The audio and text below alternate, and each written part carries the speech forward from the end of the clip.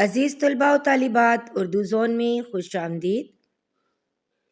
آج کا یہ لیکچر مضمون نویسی کے بارے میں ہے۔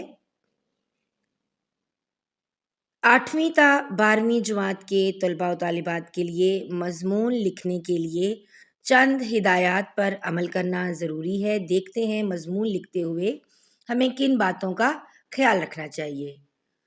دوستو، انگلش ضروری ہے ہمارے واسطے، فیل ہونے کو بھی ایک مضمون ہونا چاہیے۔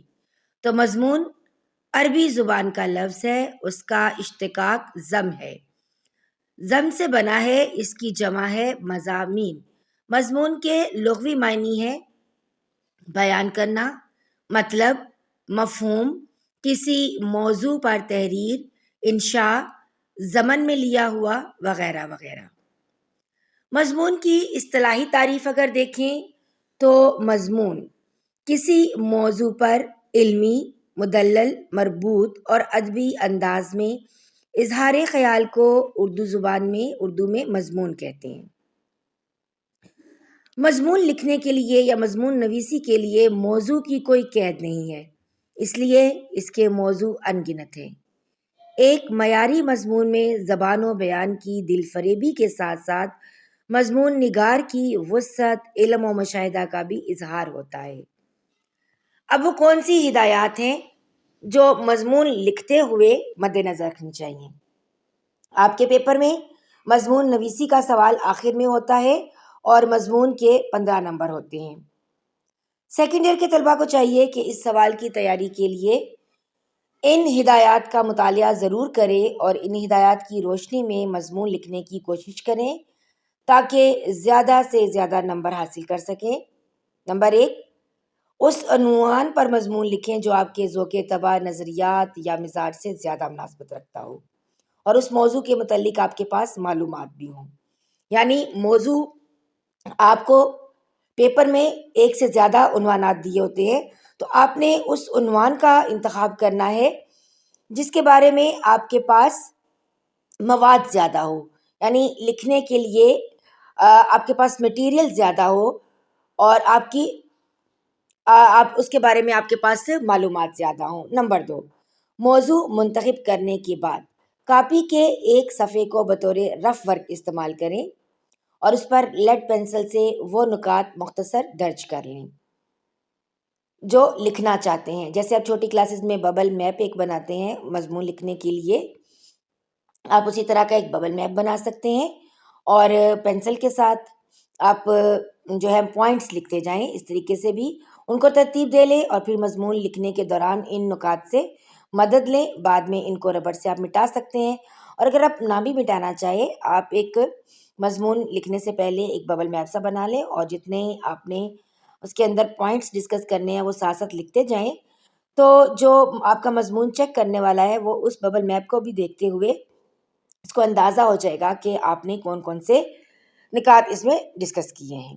نمبر 3، ابتدائی پیراگراف میں موضوع کا تعارف کرائیں، لیکن تمہیدی پیراگراف ایسا ہونا چاہیے کہ پڑھنے والے کی توجہ فوراً موضوع کی طرف ہو جائے، یعنی تمہید جو ہے وہ اتنی لمبی نہیں ہونی چاہیے۔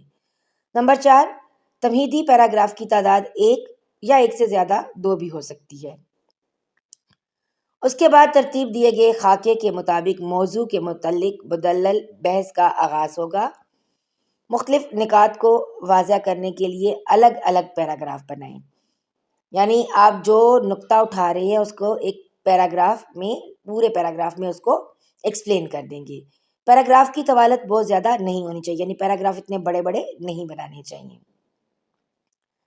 نمبر 5، جس طرح مضمون کے آغاز میں ایک تمہیدی پیراگراف تحریر کیا تھا، اسی طرح مضمون کے خاتمے پر ایک اختتامی پیراگراف تحریر کریں جس میں ساری بحث کو سمیٹ کر چند سطور میں اپنی رائے یا خیالات کو فیصلہ کن اور واضح انداز میں بیان کیا گیا ہو۔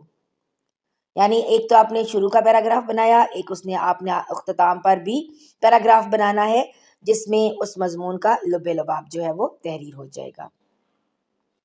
نمبر 6، مضمون کے تمام پیراگراف میں ایک ربط اور مناسبت ہونی چاہیے، یعنی ایک پیراگراف دوسرے کے ساتھ لنک کرنا چاہیے۔ نمبر 7، مضمون میں الفاظ، فقرات اور خیالات کی تکرار سے گریز کریں، یعنی ایک ہی بات کو بار بار دہرانے سے اجتناب کرنا چاہیے۔ نمبر 8، جملے سادہ اور مختصر لیکن ادبیت سے بھرپور ہونے چاہیے۔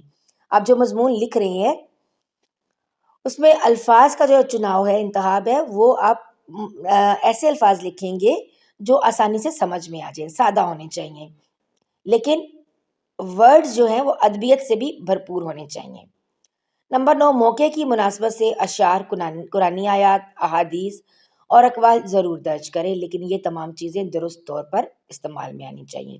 جیسے آپ تشریح لکھتے ہوئے حوالے کے اشعار لکھتے ہیں یا کوئی کوٹیشن لکھ دیتے ہیں، بالکل اسی طرح مضمون میں بھی آپ لکھیں گے۔ اقوال، احادیث، آیات، اشعار وغیرہ پورے صفحے پر واضح اور نمایاں ہوں، یعنی آپ ان کو چاہیں تو آپ ہائی لائٹ بھی کر سکتے ہیں مارکر کے ساتھ، یعنی اگر آپ باقی سارا بال پوائنٹ کے ساتھ لکھ رہے ہیں تو آپ احادیث وغیرہ جو ساتھ میں کوٹیشن لکھ رہے ہیں یا کوئی اقوال لکھ رہے ہیں ان کو آپ مارکر کے ساتھ ہائی لائٹ کر سکتے ہیں۔ مشکل الفاظ و تراکیب، محاورات اور ضرب الامثال کے غیر ضروری استعمال سے اجتناب کریں۔ پہلے بھی بتایا کہ الفاظ زیادہ مشکل مت استعمال کریں۔ نمبر 12، قواعد یا زبان و بیان کی صحت کا ضرور خیال رکھیں، یعنی جو گرامیٹیکل مسٹیکس ہوتی ہیں اس سے اجتناب کریں۔ نمبر 13، دوسری زبانوں کے الفاظ استعمال نہ کریں، اگر ناگزیر ہوں یعنی ضروری ہوں تو اس لفظ کا انگریزی رسم الخط بھی بریکٹ میں لکھ دیں۔ یعنی جب آپ مضمون لکھتے ہیں اور کسی لفظ کا آپ کو اردو اس کی نہیں آ رہی ہے تو آپ انگریزی میں وہ تحریر کر سکتے ہیں، مگر بریکٹ میں اس کے سپیلنگ انگریزی والے لکھ دیں، اور اس کو اردو میں بھی، یعنی اگر آپ لکھ رہے ہیں نا جیسے ریپیٹ، تو آپ انگریزی سپیلنگ بھی اس کے لکھیں گے اور اردو میں بھی اس کو ریپیٹ لکھ دیں گے، ٹھیک ہے۔ نمبر 14، مضمون کو مکمل کر کے کم از کم ایک مرتبہ ضرور پڑھ لیں، جہاں ترمیم و تنسیخ کی ضرورت ہو اسے اسی طرح پورا کریں کہ مجموعی طور پر مضمون کی خوبصورتی اور صفائی میں فرق نہ پڑے۔ تو یہ بات کہ آپ مضمون لکھنے کے بعد اس کو پڑھ ضرور لیں، یعنی اگر ایڈیشن بیچ میں کرنے کی ضرورت ہے تو دیکھ لیں، یا کوئی آپ نے اگر الفاظ کی تکرار کی ہوئی ہے تو آپ ان کو بیچ میں سے کٹ کر دیں۔ نمبر 15، ذیلی عنوانات یا سرخیوں کے استعمال کی حوصلہ شکنی کی جاتی ہے، لہٰذا اس سے اجتناب کریں، یعنی مضمون بغیر سرخیوں کے، بغیر ذیلی عنوانات کے لکھنا چاہیے۔ بیٹا یہ جو آپ سب ہیڈنگز لکھتے ہیں نا، تو دھیان رکھیں کہ مضمون کے اندر کوئی سب ہیڈنگ آپ نے نہیں ڈالنی، آپ نے ان کے جو ہے پوائنٹس کو جو ہے نا وہ نہیں عنوان الگ سے بنا کے لکھنا۔ پہلے بچے لکھا کرتے تھے کہ ایک مضمون ہے اور اس کے اندر انہوں نے کئی سب ٹاپکس جو ہے وہ سب ہیڈنگز بنا دی ہیں، تو یہاں پر آپ نے سب ہیڈنگز نہیں بنانی، بلکہ آپ نے پیراگراف کی شکل میں مضمون کو لکھنا ہے، بغیر ہیڈنگ کی، بغیر سرخیوں کی، اور بغیر آپ نے اس کی سب ہیڈنگ بنائے۔ آپ نے مضمون کو پیراگراف کی شکل میں لکھنا ہے، اور جب بھی آپ نیا پیراگراف شروع کریں گے تو آپ نے 2 فنگر پلیس اس میں چھوڑنی ہے، اور جب آپ اس کے اندر استعمال کریں گے کوئی بھی احادیث، کوئی بھی قول، کوئی بھی شعر، تو پھر آپ وہاں پر مارکر کا استعمال کر سکتے ہیں، یا آپ اس کو صفحے کے درمیان میں لکھ سکتے ہیں تاکہ وہ دوسرے سے نمایاں دکھائی دے۔ نمبر 16 پہ رموزی اوقاف کا خاص خیال رکھیں، کیونکہ اس کے بغیر عبارت کا مفہوم غیر واضح ہوتا ہے۔ اردو اور انگریزی کے پورے پیپر میں رموزی اوقاف کی پابندی ضروری ہوتی ہے۔ نمبر 17، خوش خطی کا خاص خیال رکھیں تاکہ تحریر میں الفاظ واضح پڑھے جا سکیں۔ بیٹا اردو اور انگریزی ان دونوں پرچوں میں آپ کو رائٹنگ کے مارکس بھی ملتے ہیں، لکھائی کے نمبر ہوتے ہیں، تو اس لیے خوش خطی کا خیال رکھنا ہے۔ نمبر 18، مضمون نویسی کی صلاحیت کو بڑھانے اور امتحان میں اچھے نمبرات کے حصول کے لیے مختلف مضامین کا گہرا مطالعہ ضروری ہے۔ دیکھیں آپ کے پاس ذخیرہ الفاظ ہونا چاہیے، تو وہ ذخیرہ الفاظ کیسے آئے گا؟ جب آپ جتنا زیادہ آپ غیر نصابی کتب کا مطالعہ کرتے ہیں، یا مختلف مضامین، مختلف عنوانات کے تحت آپ مختلف مضامین کو پڑھتے ہیں، تو آپ کے ذخیرہ الفاظ میں اضافہ ہوتا ہے۔ تو مضمون لکھنے کی صلاحیت میں بہتری پیدا کرنے کے لیے اور اپنے پیپر میں اچھے نمبر لانے کے لیے آپ کو مختلف ٹاپکس پہ، مختلف عنوانات پر مضامین جو ہیں ان کو پڑھنا لازمی ہے، تاکہ آپ کے پاس الفاظ کا ذخیرہ آ جائے اور آپ کسی بھی موضوع پر اچھا مضمون تحریر کر سکیں۔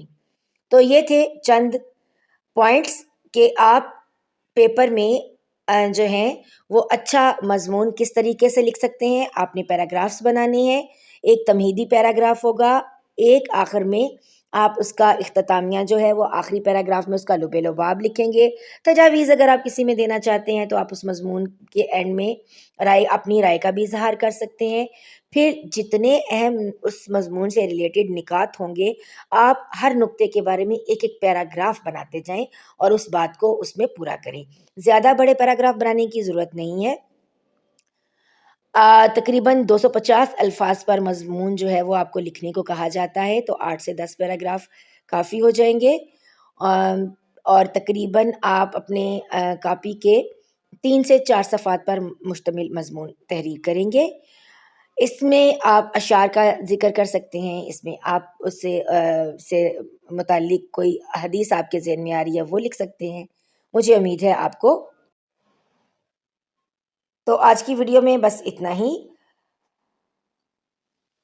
انشاءاللہ ایک نئے عنوان کے ساتھ حاضر خدمت ہوں گے. تب تک کے لیے اجازت. اللہ حافظ.